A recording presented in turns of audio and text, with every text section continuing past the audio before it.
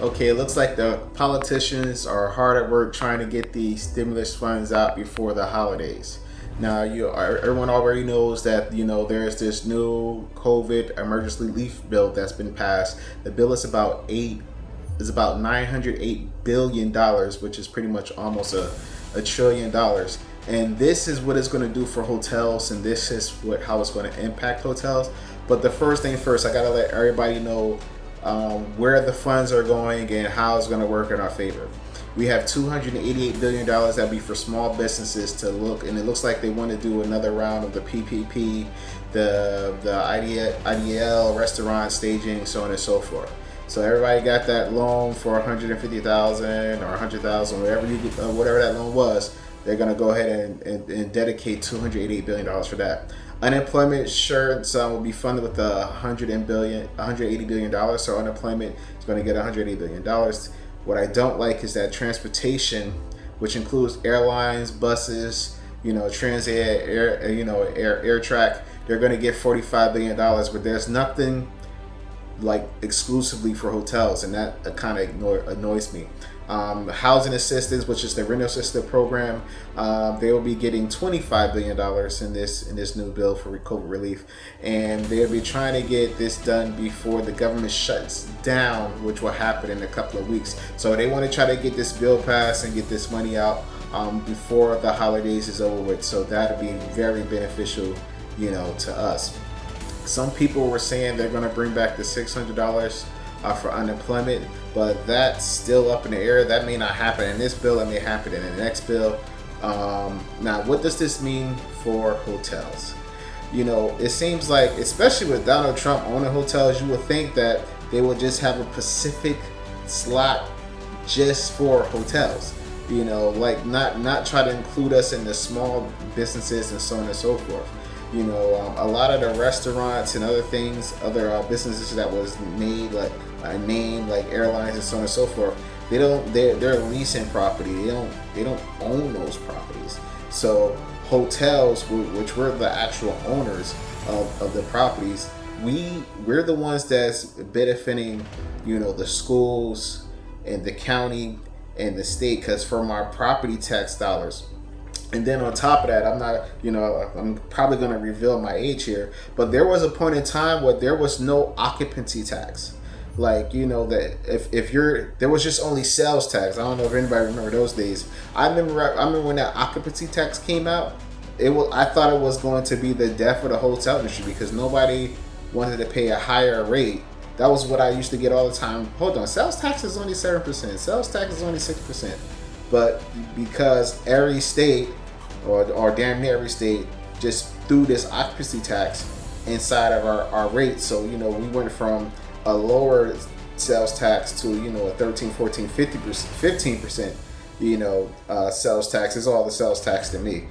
So, that's just very discouraging that even though we're the ones that's paying the most taxes, or I would probably say we're in the top 5 that's paying most taxes when it comes to businesses, because when I go to restaurants, I don't have to pay an additional 8% or 9% restaurant tax, but hotels do. And I feel like they're just shunning us out of the way and just throwing us in the mix when we don't get taxed the same as everybody else. So why should we be discriminated against, as hotel employees, hotel managers, and hotel owners?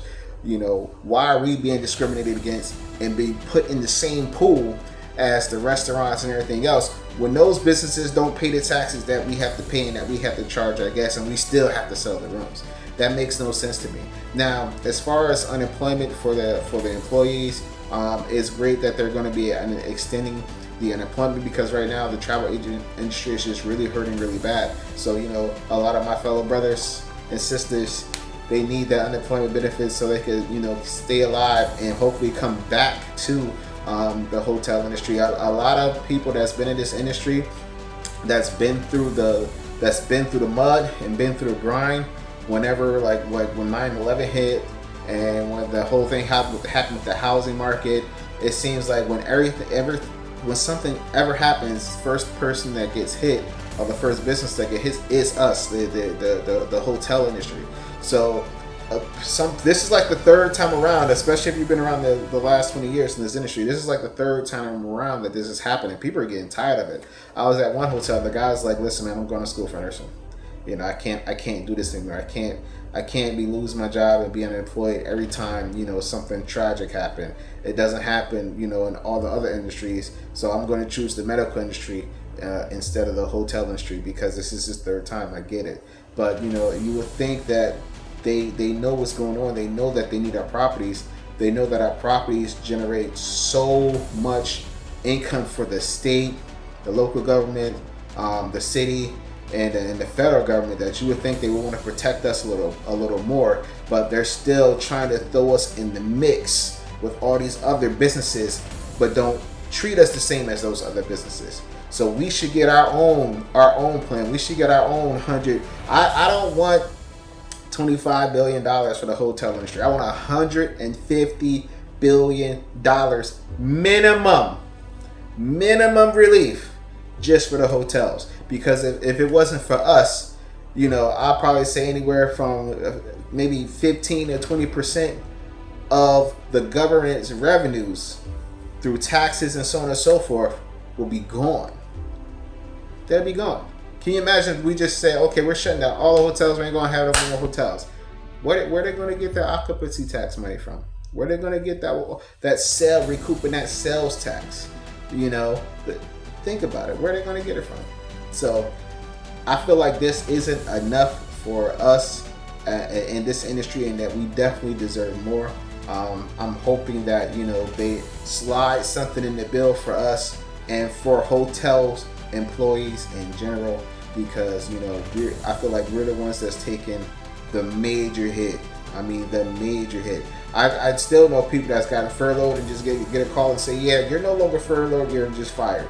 I'm like, hold up, dude, I'm not going back to work. Yeah, I know people that's been through that. They first got furloughed, and then a couple months later, you're like, yeah, we're not furloughing you anymore. You're just regular fired. Like, they're both ends with F's. They both begins with F. So you're either gonna get furloughed or fired. This guy got both. He got furloughed and fired. How do you get furloughed and fired? That's like getting fired on your day off. It just doesn't make any sense to me. So I feel like the government owes us more and needs to do more for the hotel industry. But I still hope that this bill passes soon, and this money gets dispersed, to help save our hotels immediately, with the application process for the loans and the application process for everything else that's going on, for the employees. One quick thing with when it comes to extended stay, we had talked about housing assistance. The housing, if you're extended stay hotels, you may qualify for the housing assistance program, because due to the fact that your guests are residents of those particular locations that you're at. So even though you may not have a lease, if they qualify as residents, you may be eligible for some of the housing assistance benefits that's available. So make sure you take advantage of that. Our extended stay hotels are the ones that just have guests that just don't want to get out, man. They're like, we're going to stay here for free forever. You can't evict us. There's nothing you can do. Nah. I had guests actually tell that to me. I'm like, boy, I swear if I didn't... To the moon, Alice, to the moon. But this is what it is. This is the situation that they put us in. I feel like a lot of hotel owners feel like, hey, man, they're turning us into homeless shelters. Like, how can we house somebody and not get paid for it? They wouldn't do that to nobody else. If they was inside of a commercial office building, which they are inside a commercial building, but you wouldn't do that to nobody inside no commercial building. This is a commercial business. You can't tell us what to do and what not to do, but that's what they're doing, and they don't really even care. So at least what you can do is try to take advantage of the housing assistance, which is the rental assistance, to try to recoup some of your revenues. But stay together, stay strong. We will get through this, and we talk to you soon. Again, this is your favorite host, Bruce Jordan. Make sure you check out our show, Hotel Management Do's and Don'ts. And of course, as always, we're going to do everything we can to make your revenues rise up. Once again,